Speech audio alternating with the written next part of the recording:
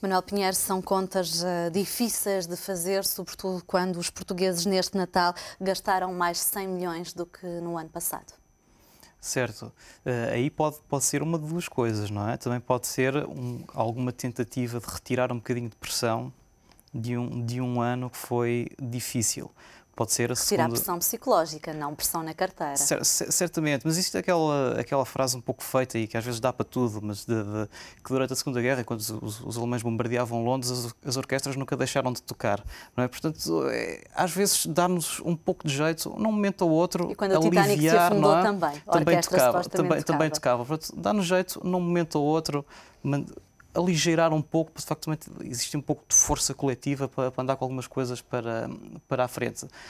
Se for a não incorporação por parte dos consumidores da realidade que está à frente dos olhos deles e que não pode haver mais esforço nenhum para lhe passar, aí é grave. Não é? Mas acha que os portugueses já têm consciência desta realidade? Eu acho que só não têm se não quiserem. Acho que não há nenhum agente económico, político, a quem se lhe deve ser pedido mais esforço para comunicar a situação económica. Mas infelizmente Portugal e os portugueses já estão habituados a ouvir falar na crise, não é? De hoje. Será que poderão pensar que é mais uma crise transitória que mais dia menos dia vai passar como as outras? Pois, a crença no fator tempo como solução para os nossos problemas é curioso porque é uma questão é uma crença muito grega. Na mitologia grega, a divindade do tempo, Cronos, não é? Era uma divindade que comia os seus próprios filhos.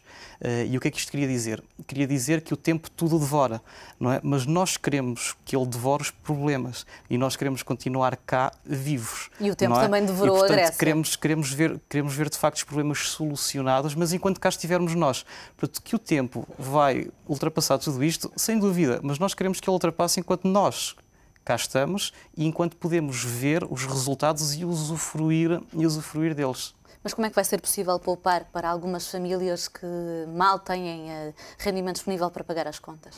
Pois não vai. A única coisa que pode acontecer aí é que exista uma alteração do padrão daqui para a frente. É a única, nesses casos, a única hipótese viável é a alteração do padrão daqui para a frente. E na sua perspectiva até de profissional, de gestor, como é que acha que os portugueses podem gerir melhor as suas finanças? Que opções é que deverão fazer? Pois, eu aí muito claramente acho que cada um deverá agir um pouco com liberdade total, não é? De forma que lhe der na sua real gana, quer agentes, quer famílias. Aquilo que eu faço para mim, e que valerá ou não, segundo cada um entender, para os outros, é ter um pouco mais de cuidado naquilo que é a crença de valorização futura dos nossos vários ativos, desde nós próprios, à nossa capacidade de vendermos o nosso capital humano, no nosso salário, o crescimento do salário no futuro, o crescimento de vendas no futuro, aí devemos ter algum cuidado. Porque parte do problema surgiu quando nós nos endividamos muito. Atrás, muitas famílias se endividaram muito. Endividaram-se porque tinham uma crença num crescimento dos seus salários, progressão nas suas carreiras muito superior àquela que se veio a verificar. No caso dos bancos havia uma crença semelhante, por exemplo, no caso dos bens, dos imóveis. Independentemente daquilo que pudesse acontecer ao salário de uma pessoa, o imóvel aumentava tanto de preço que o banco estava garantido em relação a essa questão na concessão de crédito. Os bancos, de alguma forma, também facilitaram a concessão de crédito e estimularam o endividamento das famílias. Um pouco por esta razão. E depois, com o passar do tempo, o que é que aconteceu? Na parte das famílias, o aumento dos salários não aconteceu.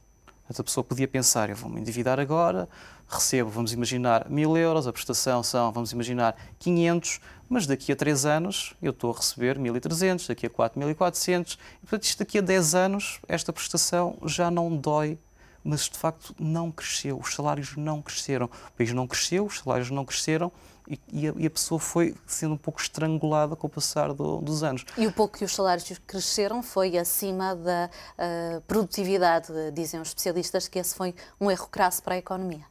Certo, isso é num passado um pouquinho ainda mais recente. Cresceram pouco, há aqui uma questão quase de inflação local que também pode explicar um bocadinho porque é que nós crescemos um bocadinho mais em termos salariais que a Alemanha. Essa narrativa tem sido um pouco usada por alguns economistas mais à esquerda e eu acho que tem uma pontinha de razão, não tem toda a razão, mas há um pequeno diferencial na parte da inflação que explica porque é que aqui subiram um bocadinho mais do que subiram noutros lugares. Mas não explica tudo, não é? Não explica tudo. Ainda assim, subiram, mas subiram pouco face ao volume da crença daquilo que seria o crescimento salarial face à necessidade depois de compensar a questão do endividamento.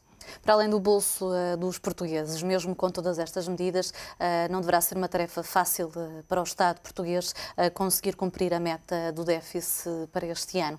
Se de facto essa meta estiver ameaçada, e só vamos começar a perceber se estará ou não quando começar a ser revelada a execução orçamental, o que é que o Estado pode fazer mais para que consiga cumprir de facto essa meta? Pois, o Estado tem feito tudo para voltar à crise antiga. Ou seja, nós tínhamos a crise que conhecemos, não é? A nossa tragédia conhecida, e temos a crise financeira, que é um pouco a nossa crise mais nova. Tudo aquilo que tem sido feito são pequenas mudanças aqui e ali, um bocadinho mais de força na área fiscal, agora um bocadinho mais de força, embora moderada, na questão da contenção salarial na função pública, mas tudo aquilo que tem sido estas medidas, no fundo, servem para quê? Na melhor das hipóteses, para voltarmos à crise antiga. Portanto, nada disto serve para mudar estruturalmente aquilo que são as condicionantes, não é do nosso crescimento, é do nosso empobrecimento. Mas as mudanças estruturais não resolvem para já um problema imediato.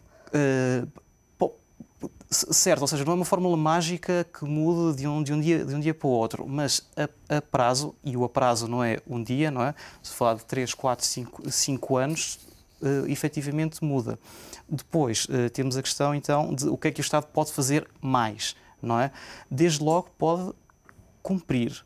Desde logo pode tentar cumprir e executar nos termos em que projeta. Mas tem havido exceções. Desde logo que nós sabemos que não cumpre, porque a parte, por exemplo, dos pressupostos macroeconómicos não se vão verificar. Para todo o edifício do orçamento vai desabar ali um bocadinho. Portanto, vai ser preciso compensar logo à cabeça, ainda não estamos no primeiro dia do ano, ou segundo, terceiro, já sabemos que isso vai ser assim, não é? Não precisamos de esperar muito mais. Acha que vão ser mais PECs a um orçamento retificativo? Podem acontecer os dois, pode não acontecer nenhum, não é? Basta, porque o Governo o que tem na parte da despesa do orçamento é uma autorização para gastar. O Governo não tem que efetivamente executar todos esses gastos. Pode um pouco resfriar todo esse ânimo de gastos e pode tentar fazer aí algumas mudanças. Agora, claramente tem que ser do lado da despesa, não é?